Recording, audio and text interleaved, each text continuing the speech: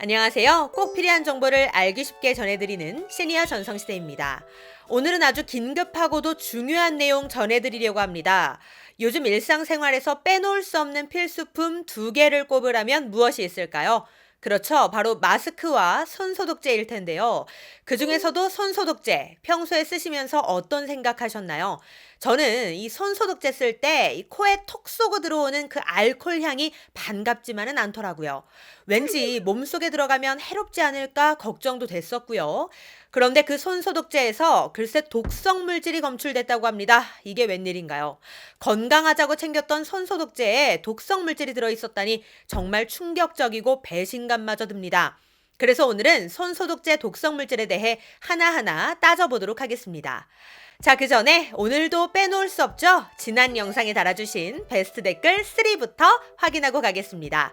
바쁘신 분들은 영상을 빠르게 뒤로 넘겨주세요. 지난 영상은 전월세 금지법에 대한 내용이었는데요. 특히 지난 영상은 다양한 의견이 정말 많았습니다. 리라리나님께서 이런 댓글 남겨주셨어요. 어이가 없네. 세상에 만상에. 내가 전세 줄지 월세 줄지 내 맘이지. 그걸 왜 규제를 한다는 거지? 이제 젊은 사람들 분양 당첨돼도 현금이 없어서 집 못 사겠구만. 참나. 네, 이렇게 규제에 대해 답답하다는 목소리를 토로하는 분들도 계셨고요. 반대로 이번 규제를 찬성하는 분들도 계셨습니다. JHB님께서는 이런 댓글 남겨주셨어요. 전월세금지법 시행하는 거 당연한 거 아닌가? 불만 갖지 맙시다. 살지도 않을 거면서 아파트 분양받아서 피만 받고 되팔고 전월세 내놓고 이런 게 다 투기를 조장하는 겁니다. 네, 이렇게 찬성하는 의견도 많았는데요.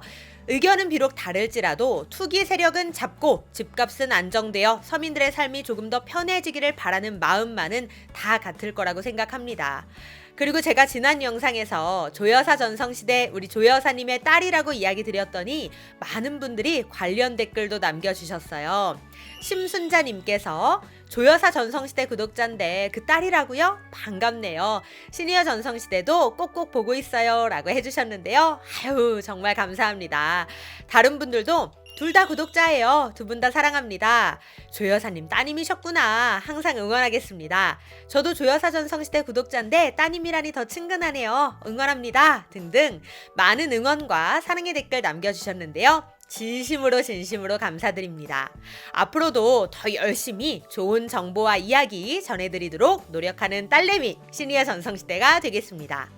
자, 그럼 지금부터 본격적으로 손소독제 독성물질 이야기 시작해볼까요? 오늘 영상은 특히 주변 분들께 많은 공유 부탁드릴게요. 구독, 좋아요, 알림 설정은 영상 제작에 큰 힘이 됩니다.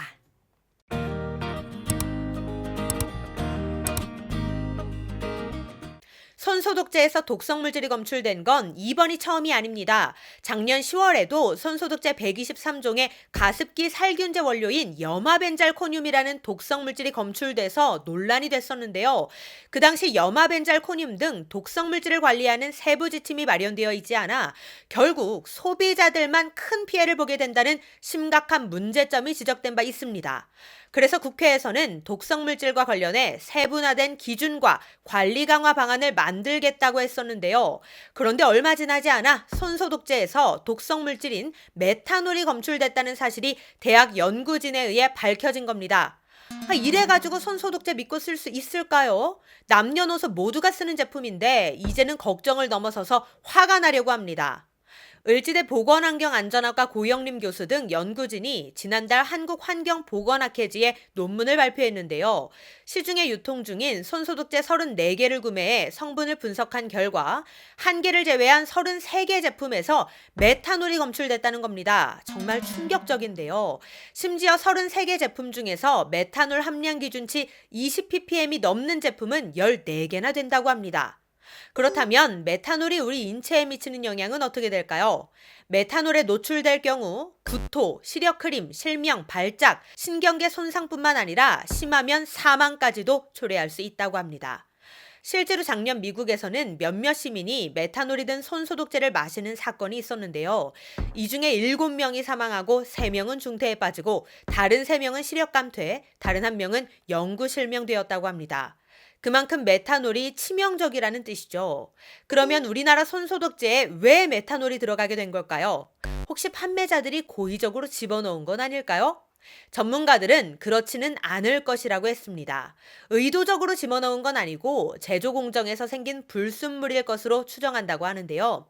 다량이 검출된 건 아니고 1% 미만의 소량만 검출되었기 때문이죠. 그런데 이 소량이라고 안심할 수는 없습니다. 왜냐? 손소독제를 우리는 수시로 사용하고 있기 때문인데요. 아무리 메탄올이 소량 들어갔다고 하더라도 반복적으로 노출될 가능성이 높기 때문에 인체에 충분히 해로운 영향을 미칠 수 있다는 겁니다. 또한 손소독제는 휘발성이 강해서 눈, 코, 입 모든 기관으로 흡입되기 때문에 엘리베이터처럼 좁은 공간에서 사용하게 되면 더 많은 메탄올에 노출될 수 있다고 합니다. 하물며 성인도 이렇게 위험한데 어린아이들에게는 얼마나 더 치명적일까요? 심히 걱정이 됩니다.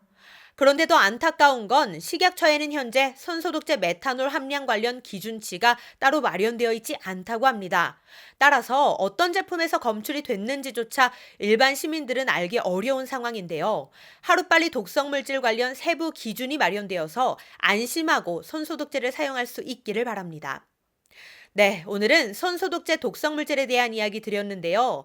앞으로는 이 손소독제 사용보다 웬만하면 손세정제로 깨끗이 닦는 습관을 가져야겠습니다. 오늘 내용도 도움이 되셨다면 구독, 좋아요, 알림 설정 부탁드리고요. 저는 다음에 더 좋은 정보로 찾아뵙겠습니다. 감사합니다.